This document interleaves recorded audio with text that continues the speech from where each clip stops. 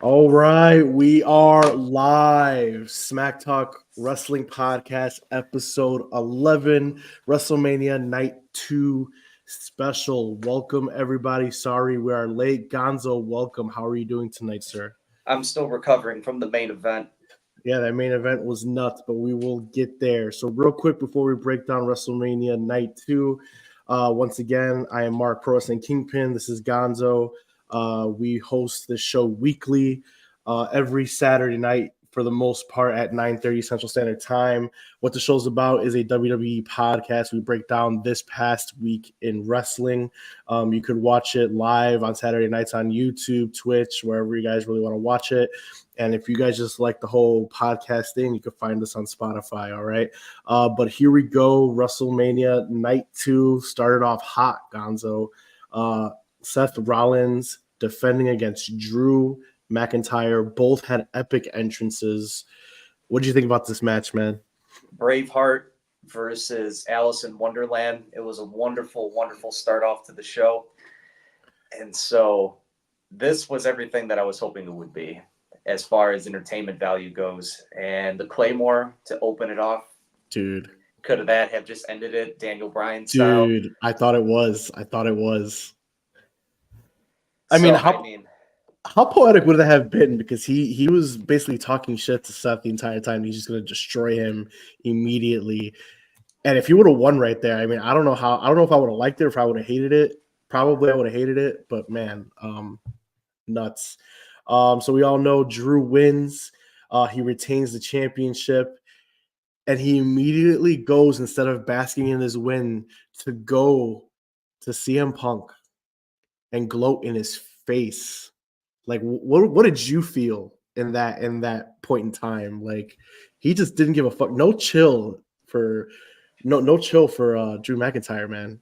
It was bound to happen, was it not? As far as the gloating, and it cost him in the end, because ultimately I found myself asking, like, well, is CM Punk just gonna, like, what else is he gonna do? Because he caused distraction various times throughout the whole thing.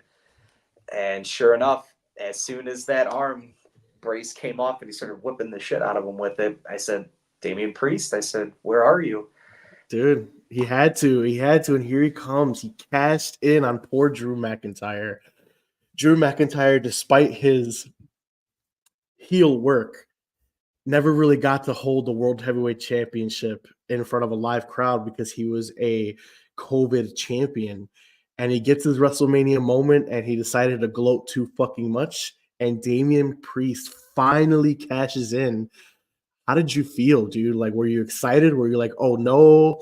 Did you want it to happen? Like, what's going on? Oh, I was cheering for it. I was totally, totally loving every second of it. And so, because as he's running down to the ring, obviously his music hits, he looked like Predator. And so, all I was looking for was the little arm laser tag that, Predators have. It was a sight to see. And Drew McIntyre has no one to blame but, of course, himself. And the stories that are now going to be told as this continues to move forward are going to be fireworks. I agree. Real quick before we move on, Terrellism clearly isn't happy. Before I go to bed, I hope y'all happy. LOL. We'll have to suffer Priest versus Bad Bunny at SummerSlam.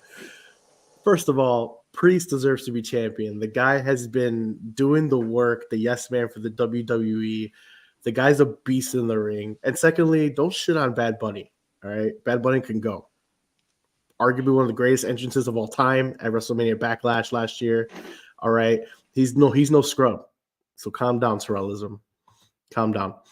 Let's see, Riverdog. I loved every single moment of this WrestleMania. Night 2 was definitely better than Night 1, in my opinion. But I'm glad Damian Priest cashed in. Like I said, I kind of feel bad for Drew McIntyre. I mean, he just had his moment, but at the same time, I mean, I can't wait to see that story because the rage that we're gonna get from Drew McIntyre, it is just going to be absolutely amazing because of his heel work. But I screenshotted this. Hopefully, you guys could see it. CM Punk got his little payback with this epic little post that he did. You're muted, Gonzo. With this epic little post that he did. So yeah, I wanted to share that with you guys. I said that didn't take him long, did it? Did not take him long. Let me see. Punk blew a kiss to his wife. Oh, we're gonna get there soon. Yeah, for sure, for sure. So that rivalry is gonna be nuts. But now Drew McIntyre is going to continue to chase, and the hell that he's gonna raise on the Judgment Day. Also, speaking of the Judgment Day, we thought yesterday it seems those are going to be over. Are they over? Are they back united as one? They all came and celebrated with Priest. I expected like Finn Balor to do something at that point. He didn't. They were all in celebration. So is this faction over? Are they going to still be with Priest? What do we think? Finn Balor doing something immediately is too soon. You're going to have a lot of storytelling, and there's going to be Agreed. something beautiful to see as the months go by and the deterioration of the group commences. Agreed. All right. Moving on, we got the Final Testament versus the Pride. I guess that's what that faction's called, apparently. Yeah. In a Philly street fight with Bubba Ray Dudley as the special ref. How amazing was that to see? I popped. It was fantastic. And that still wasn't the worst match the entire night. It goes back to day one, Jade Cargill as being the worst match out of the entire 2-day event. You're about to trigger Terrellism. That's fine, because this match actually, the Philadelphia street fight, I thoroughly enjoyed it. Snoop Dogg on commentary was great. Obviously, that guy was Bubba Ray high. Dudley, he was so high. He was drunk. He was drunk and high. Bro, that guy. But yeah, dude, it was awesome. I mean, the different things that we saw in that match, you know, the Pride or whatever you want to call that little Bobby Lashley faction hit the what's up with, you know, Bubba Ray Dudley. The get the table chant was like the loudest the crowd has been in 2 days. They were actually woke up at that point. That was good to see. The cheap ass table spot where it broke literally immediately and they had to get another one. Even that got a pop from the crowd, so that was cool. The one thing I did notice, though, obviously we know the Pride or the Bobby Lashley faction, whatever you want to call them, got the dub, but the Final Testament continues taking L's. So I just want to note that. So we'll see. We're not going to talk about it today unless David has something he wants to say, but that whole faction continues taking L's. So we'll have to see what goes on with them this week. Well, you have something you want to add? Well, the big thing for those who didn't watch Mania, and again, if you're logging in to listen to us, I just wanted to say thank you as we break down the card. The important thing to make mention of is that majority of this is Cross is the one that is usually getting pinned or somehow the one that is being manhandled. Yes, I understand the Street Profits were able to beat the Final Testament, or excuse me, what AOP. AOP. It's still the Final Testament. Yeah, but again, this is important, right? Because those guys are actually still being very much so protected because they're the ones that are not getting pinned. They're the ones that are not going through tables. They're the ones that are not getting beat to crap with kendo sticks. It's Cross and his girl. So, yes, they're part of the faction. I get that, but I just wanted to make that clear as well. Okay. All right. United States title match. Logan Paul defending against Randy Orton and Kevin Owens. Paul enters on a damn prime like monster truck. I thought that was pretty cool. And Owens and Orton team up early in that match. I mean, is this what you expected? Did you like the match overall? What do you think?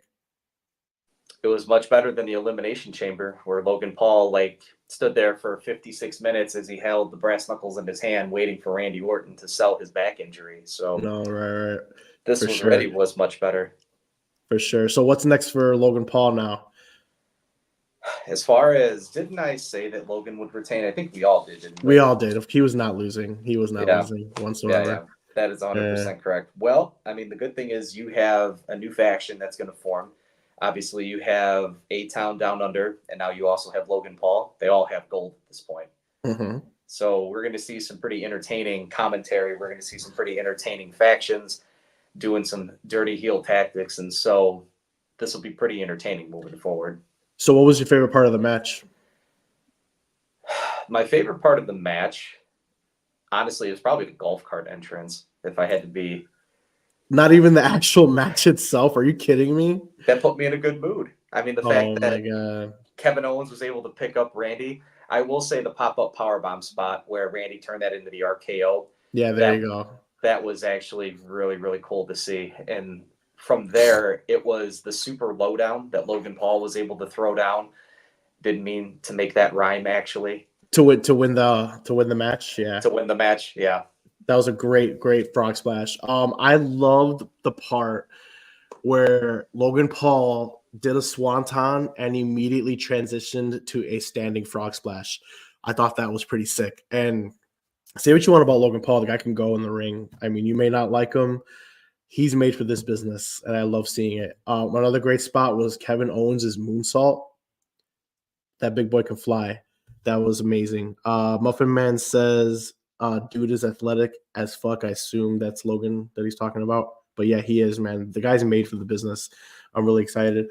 Gonzo, do you have anything you want to add to this match? Or It was definitely a spectacle, and it was very good to see. And I think night 2 did not have as many matches, right, as night 1. Night 1 had much more, but night 2 had they had less matches because the main event had to take an hour.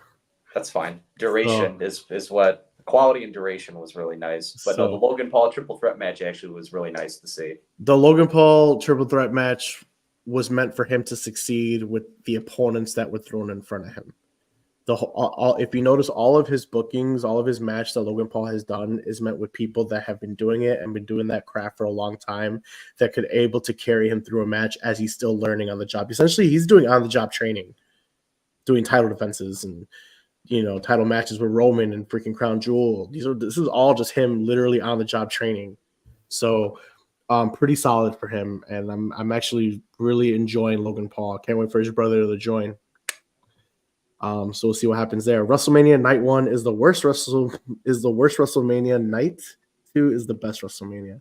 I assume you're saying that you liked it better than yesterday, or are you just saying yes? Okay. Yes. Yeah, okay. Night 1 and me just everyone's agreeing. I wouldn't say it was not great. I enjoyed the show. It was really good. Is it a 10 out of 10 show? Absolutely not. But it wasn't a terrible show either. I enjoyed it thoroughly. So but we're on night 2. Moving on to Io Sky versus Bayley. Io Sky defending the championship. I'm a little disappointed I did not get Hugger Bayley. You got Apocalypse Bayley. I don't care. I wanted Hugger Bayley. It really pissed me off. I was not happy, but that was obviously with the exception of the main event. I thought this match was fantastic, and Michael Sandoval State Bayley and Sky looked like they were struggling to get into a flow with each other. I don't know. I kind of disagree. This was my favorite match leading up to the main event. I thought they stole the show. It ended great. Because Mr. Sandoval, if you could give some additional spots where you thought that they were struggling, I would love to hear that. Because for me, that match to me flowed rather nicely. Because we did a lot of coverage yesterday of watching, I think, 7.5 hours worth of wrestling. And what we spent a lot of time on, Mike, I'm not sure if you had the chance to watch NXT Stand and Deliver.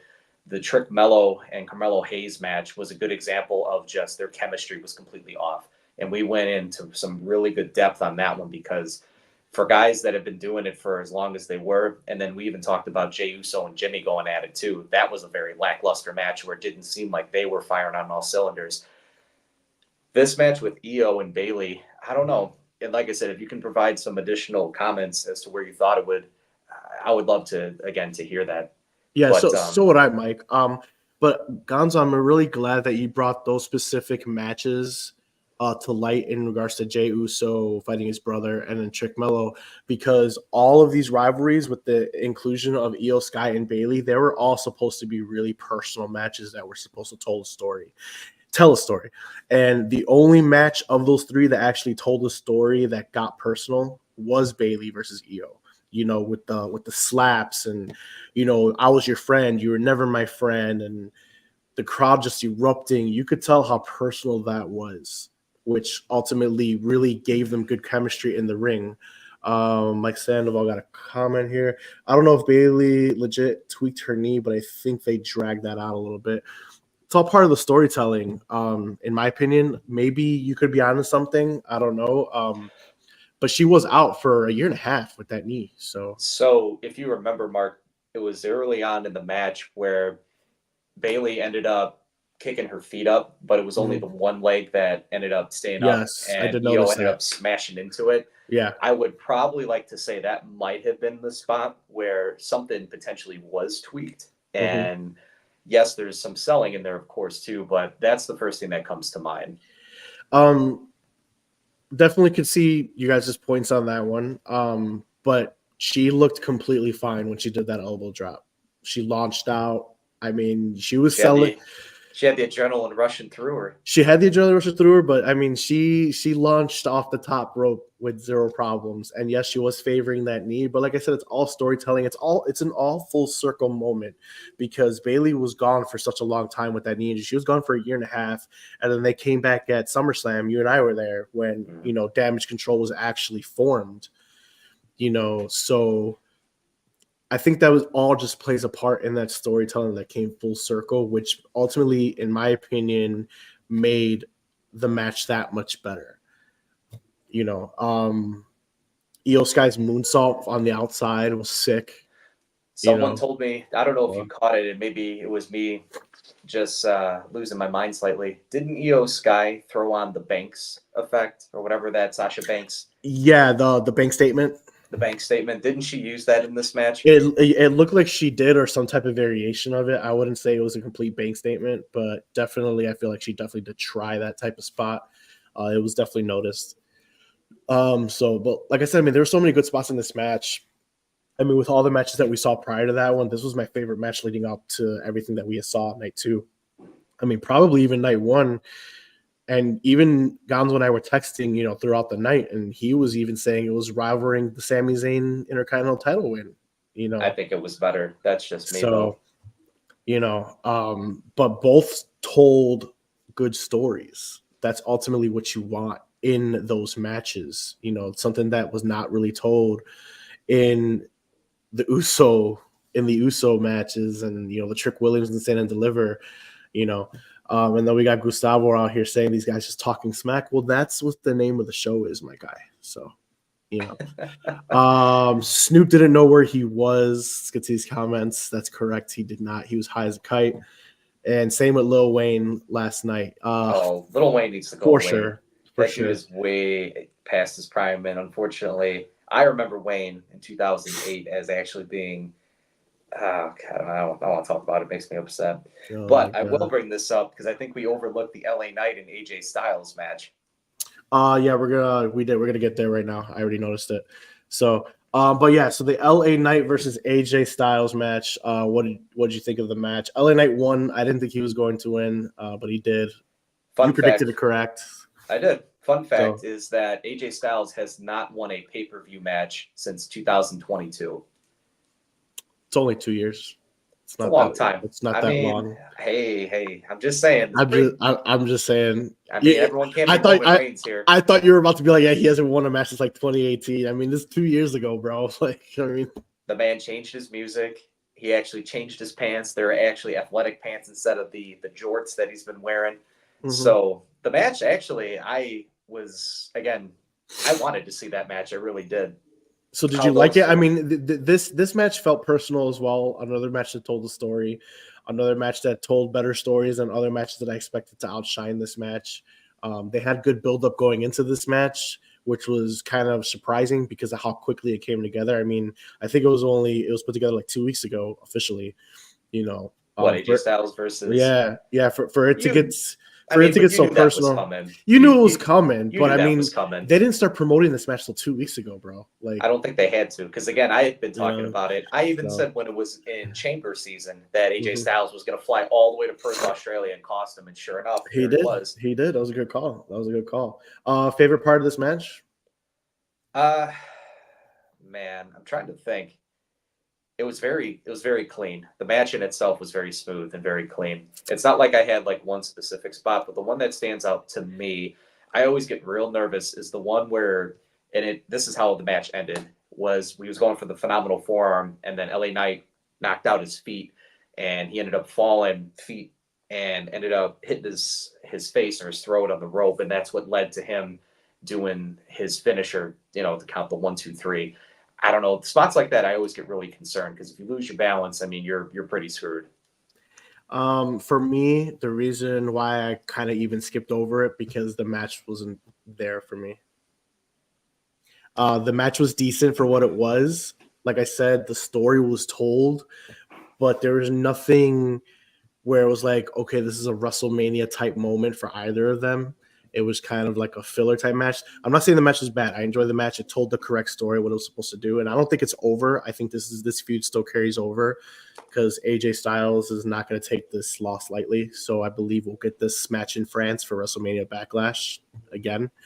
But like I said, I mean, it wasn't something that really stole the show. It was something where I was like, oh man, that spot was great, or something I can recall. You know, LA Knight got his first dub at WrestleMania as he should. I didn't think he was going to win, like I said.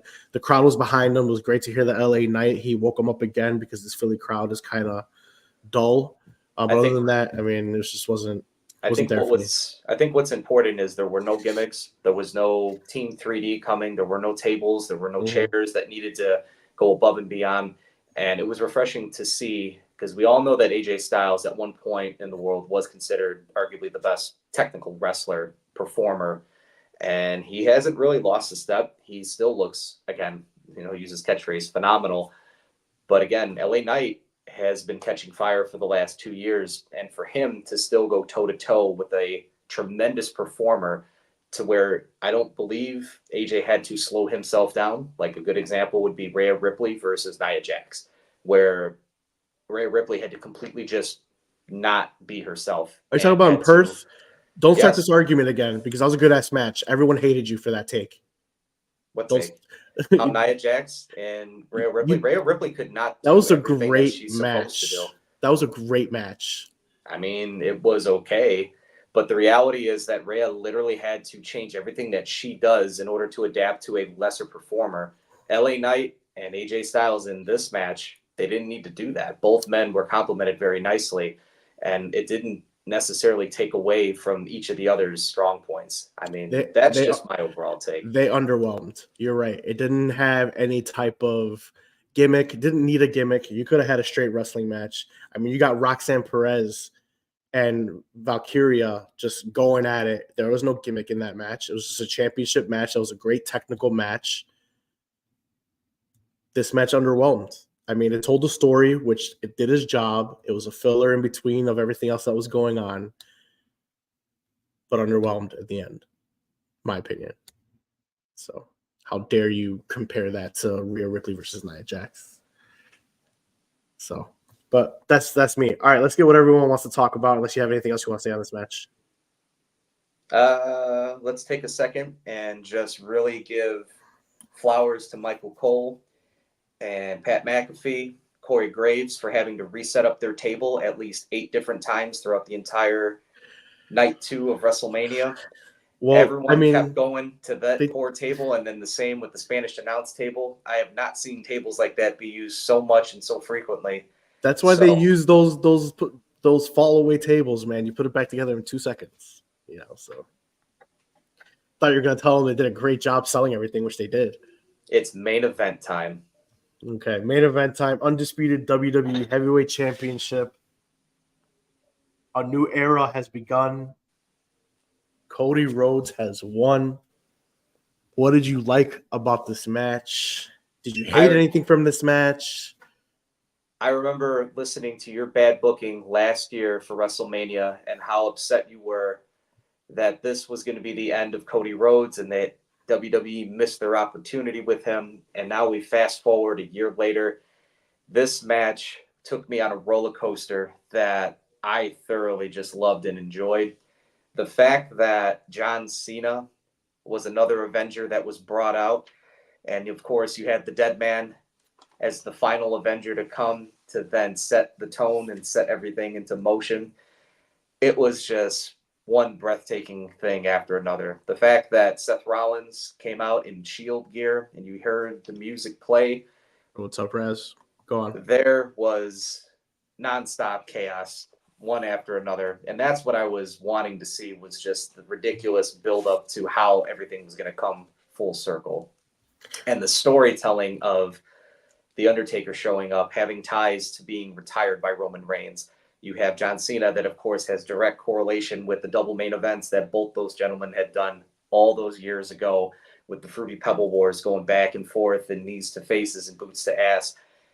all the storytelling, because again, that was a big thing that me, you, and Angel had talked about even yesterday, and then the show last week is, well, who's going to show up for Cody? And I just kept naming off random people left and right. And so who would have thought that Cena and then also The Undertaker would have shown up?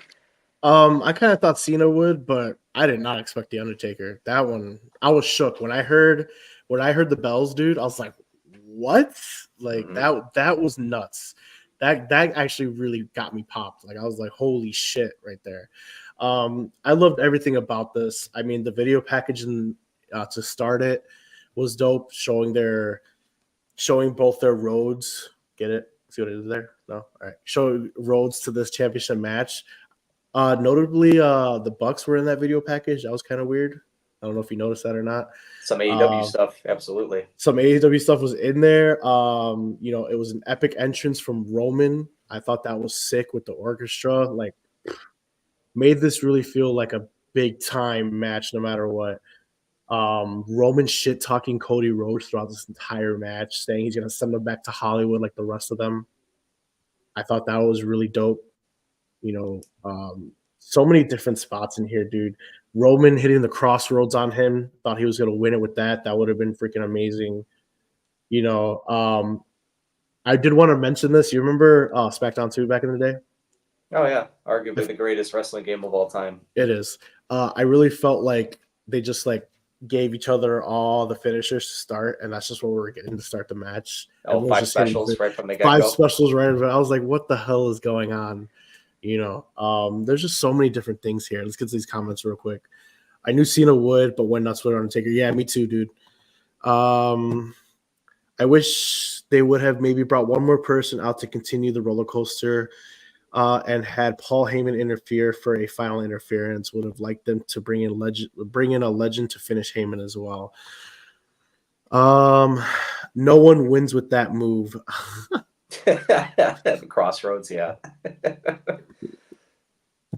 I mean, whatever. I thought what we got was pretty dope. I'm kind of disappointed we didn't get Goldust. He was there. Not even for the deal with AEW. And probably not, because Tony Khan is a little asshole, so, but who knows what happened there. We'll never know any particulars. I really thought they got it because they got video package for Sting's retirement, and I thought it was happening. It was a done deal. So I don't know. They didn't even let him come out to celebrate with him. I at least would have just liked him to be him with his family. That would have been dope too. But it is what it is. I do want to highlight this. Want to talk about this. Seth Rollins coming out as the Shield, even though he got annihilated earlier by Drew, was epic, which also came full circle. Oh yeah. The spot of where his back is turned and he gets nailed with the chair. With the chair. So instead of Roman Reigns, this was essentially the downfall. Instead of ending Cody, it still sits in his mind that Seth turned on them 2015, in 2015, 2016-ish. Mm-hmm. And he hit the Architect instead of the person he should have hit, which I thought that was poetic. Phenomenal poetic storytelling. Like, you could not just draw that up better.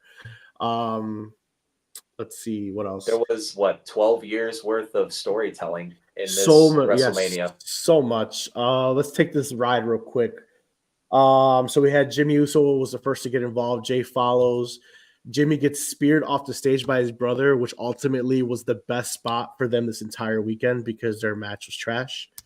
Solo delivered a Samoan spike to Cody after Cody was about to give him a third crossroads.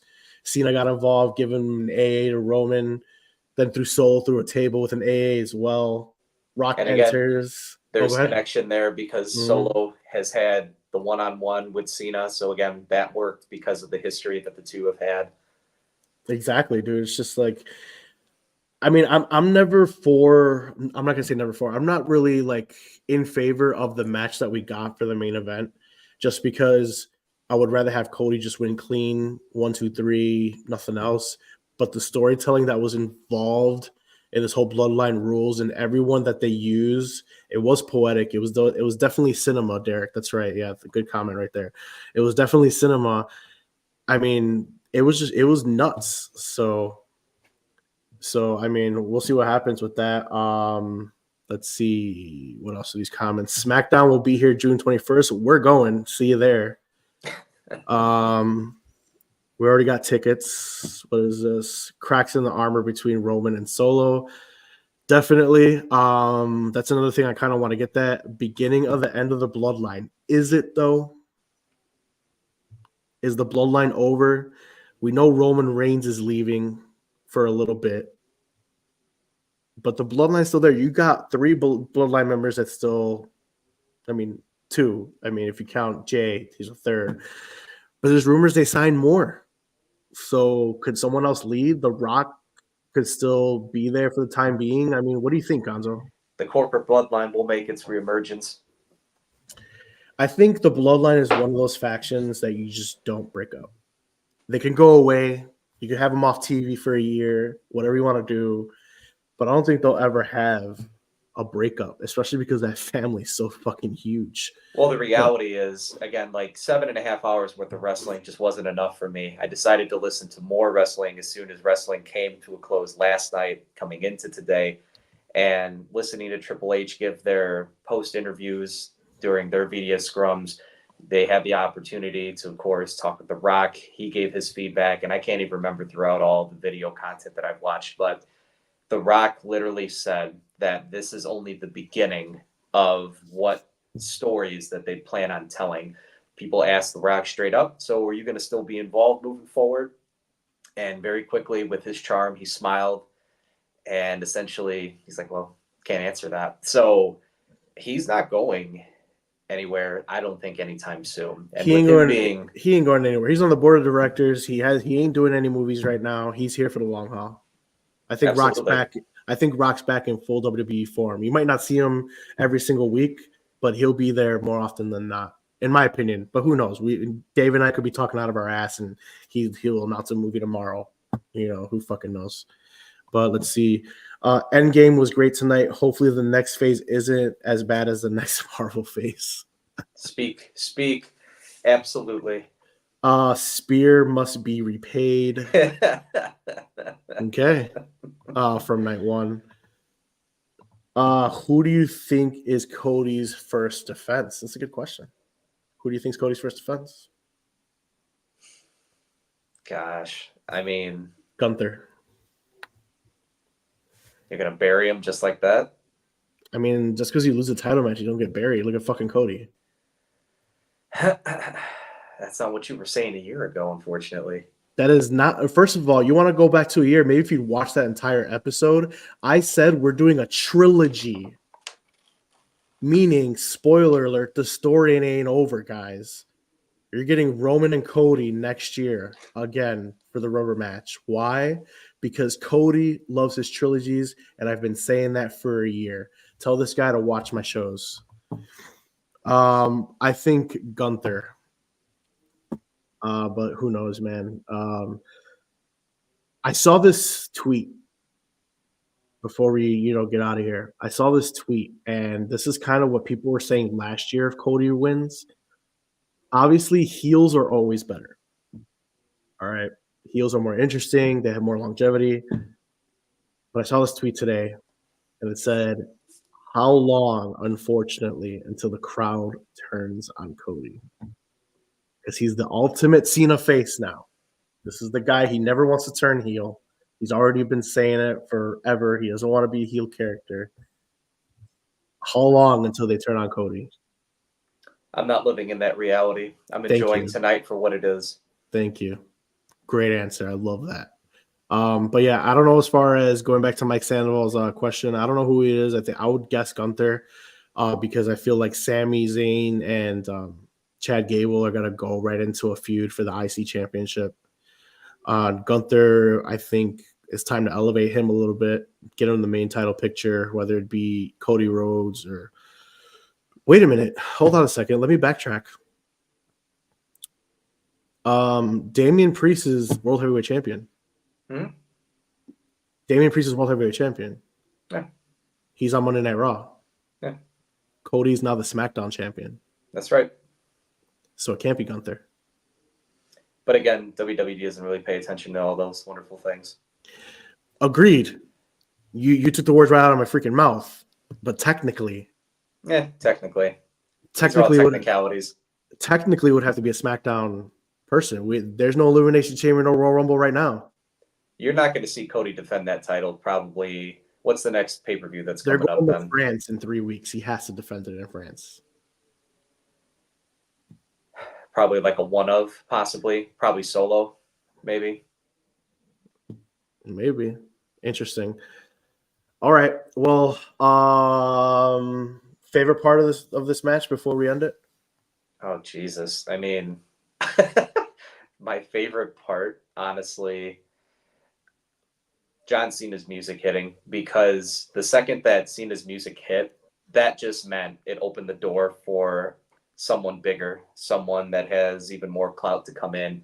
And that really hyped me up. So I will say that because it was the domino that ended up just giving me this euphoria that I ultimately have yet to come down from. A favorite part for me in match, when the bells hit for Undertaker. Well, that's what I said. I mean, it's just this reality that at that moment, anything could happen. That was absolutely nuts. I was waiting for Stone Cold, to be truthful with you. I was waiting for the glass to shatter, and all of a sudden, and instead, we got the gongs hitting instead. So, yeah. And then the last thing that I liked was not even a match. It was the end of it, end of the show, him calling out Triple H and him and Triple Pritchard. H and Bruce Pritchard, but more so Triple H. That's the one that I liked. Him hugging and Triple H talking to him, basically giving him that stamp of approval. When they lifted up Cody, I was just waiting for Triple H to just be like, but that stamp of approval, I mean, especially because Cody started a whole promotion and, took a sledgehammer to a mock throne of his logo, so bygones be bygones, right? So we'll see with that. Last question for you. Oh, do you have anything you want to add before I get to that last question? This was everything that 1997 Starrcade wasn't. Oh my God. Think about it. It was NWO versus WCW. It's Bloodline versus the WWE. Ultimately, the good guys then pushed, and as we know, we did not get that with Sting versus Hogan all those years ago. But when Sting wins, he gets lifted up on shoulders. They're all parading around. They're coming out to celebrate. It was a significant event, at least for WCW versus, again, the NWO. And yet, this is what I compare it to. So I was, again, very much thrilled with the cinema because ultimately the story had been there for, 12 years in the making. So it was wonderful to definitely see. All right. So last question. Basically, the night after WrestleMania essentially starts a new season, new era. So the most important Raw of the year is tomorrow. Predictions? Yes, you are going to see a certain Rotunda come out of the shadows to reclaim and take over as the next face of fear as he continues to move forward. For those of you who have no idea what I'm referring to, this is the baby brother to Wyndham Rotunda. And for those of you also that missed the episode that I had talked about where Dreadmare is a YouTube channel that Bo Dallas, for those of you who are familiar with the younger brother of Bray Wyatt, he has taken on the moniker of Uncle Howdy, and Uncle Howdy has now transformed into something even darker to where the documentary had come out, I think, about a week ago, and the documentary, spoiler alert, had ended with all of a sudden this very dark, ominous-looking character. And it was in the most recent YouTube video that Dreadmare had put out, they were referencing the solar eclipse that will be happening this upcoming Monday. So I am all in to see the continuation of the Wyatt legacy. I love Bray Wyatt and everything that he had talked about and everything that he had done performance-wise.